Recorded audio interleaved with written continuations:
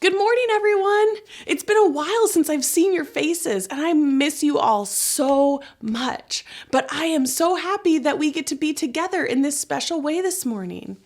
Today is the last Sunday in the season of Epiphany.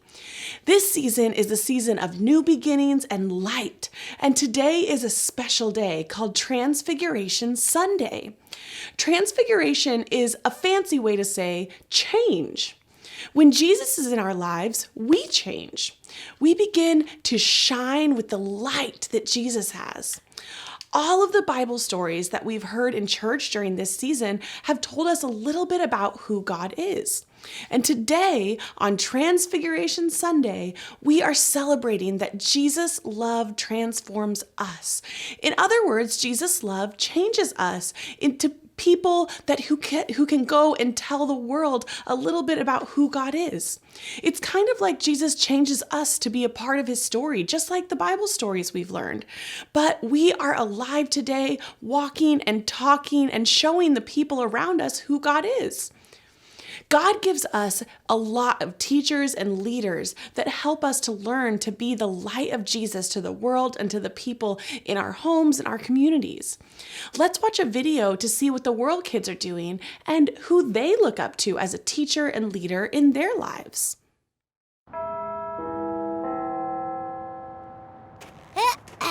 Sometimes, Ada, the world just falls into perfect harmony. You said it, Otto. Our family is healthy, church is going great, and school is just perfect. Greetings, siblings. Hi.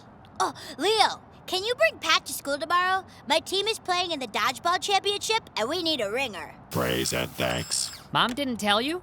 Tell us what? I've been moved up 2 grades. I'm entering middle school tomorrow. They decided to move you up to middle school? I made them think it was their decision, yes. Praise and thanks. Wait, Pat's going too? All of my robots are entering middle school with me. You're taking your robots? All of them? Technically, they are considered an extension of my intelligence. Come on, we're going to be late. Present thing. We won't have Leo at school anymore. Who will guide us? Who will protect me from the 4th graders? I've been mouthing off to them all semester. Hey, 4th graders! You look like a bunch of 3rd graders.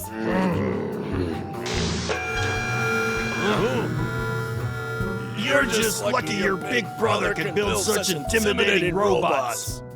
Yeah. And he'll be my big brother forever. Right, Leo? Leo? Leo? Leo? Oh, no. Hey, Leo, how much of this should I use? Well, Leo? Leo? Oh, no. This worksheet is impossible. Ugh, I know. It might as well be written in French. Hey, Leo, can you help us? Leo? Leo? Hey guys, I can help you with your homework. Oh, no.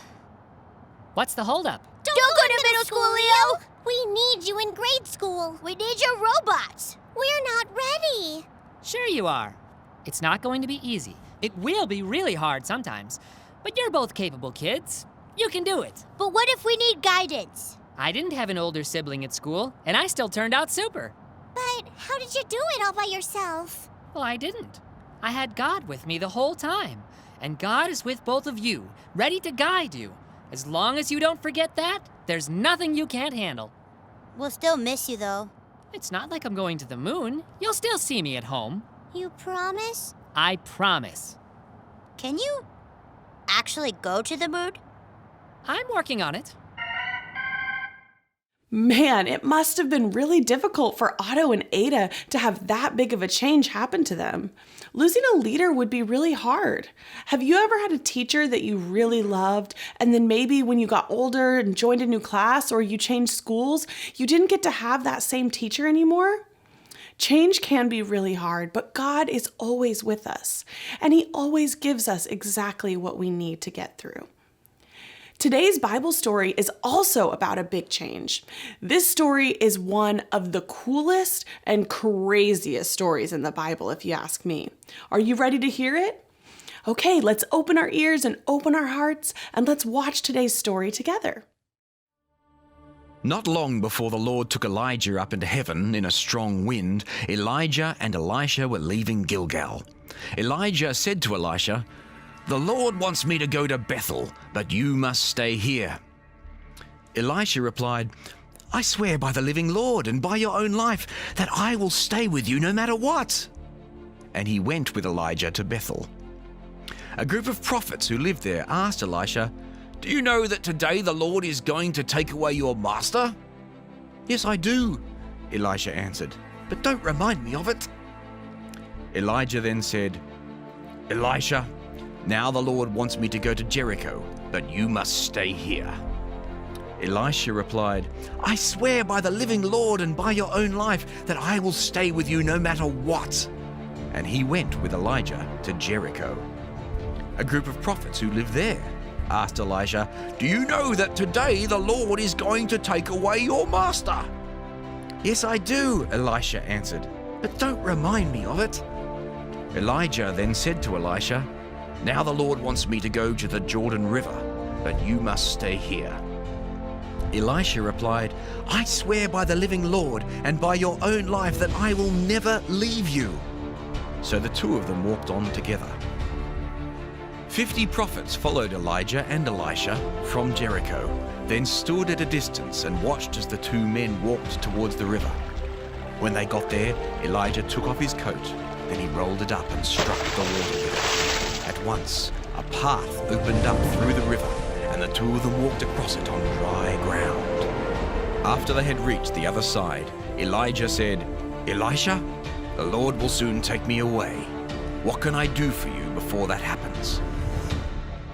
Elisha answered, "Please, give me twice as much of your power as you give the other prophets, so I can be the one who takes your place as their leader." "It won't be easy," Elijah answered. "It can happen only if you see me as I am being taken away." Elijah and Elisha were walking along and talking, when suddenly there appeared between them a flaming chariot pulled by fiery horses.